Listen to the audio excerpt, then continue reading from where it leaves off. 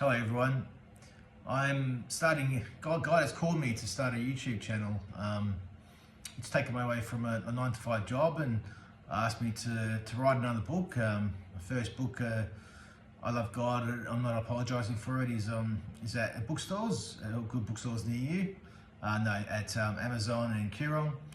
He's asked me to write another one. He wants to on the side just do a YouTube a YouTube channel, which I don't know much about at all. I'll have to learn, and this is what God does. He gets you out of your comfort zone. Trying to gear up for it and try to do the best I can in doing it. I've got a lot of information to share and get off my chest. So there's a lot of content there that I know that I can espouse out to the audience.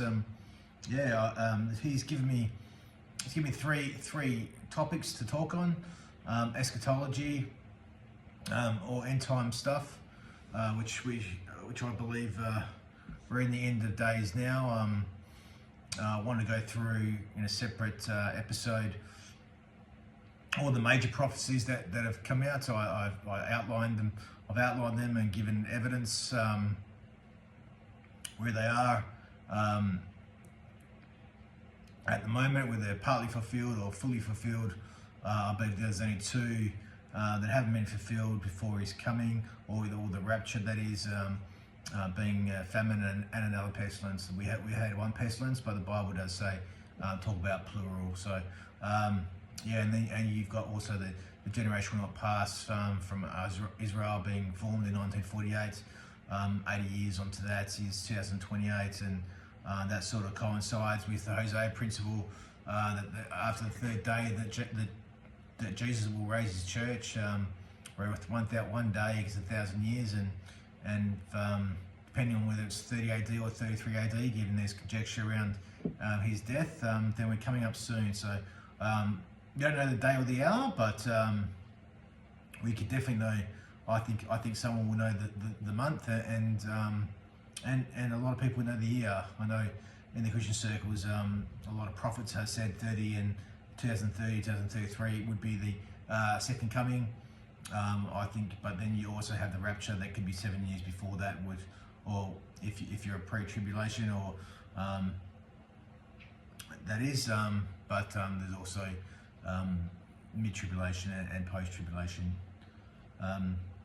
So I just a sort of outline of that, and also my experiences with the supernatural. I've had a lot of experiences with the demonic, some with angels, which have been beautiful, but mostly with the demonic. Coincides with my sort of deliverance through my deliverance years. So I want to give some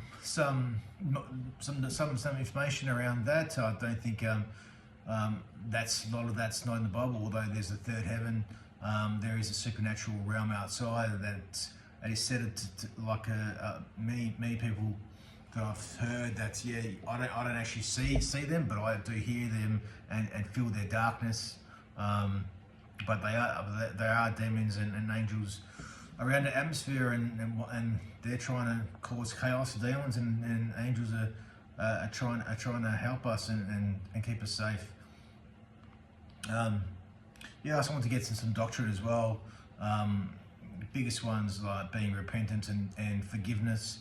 That's where I sort of all my deliverances come from, which is in the Lord's Prayer.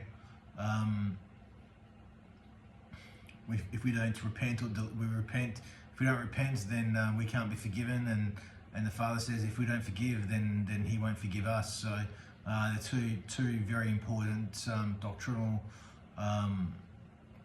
subjects, and salvation as well. That I was condemned by, I was condemned by the darkness for a number of years, 3 years I'd say, because I didn't have the assurance of salvation. So God was, even though I was tormented in that time, God was trying to strengthen that helmet of salvation. And that's what they refer to when they say you put your helmet of salvation on every day, and your breastplate of righteousness, your shield of faith, and your shoes of peace, and your belt of truth. And if you one of those aren't strong, then the Lord will want to strengthen them. So, not to get into some of the hard hitting doctrine, which is important, and anything else that might come to mind as well. So I want to bless everyone out there. I hope to give you more information as the weeks go on, and I hope that you can support the channel.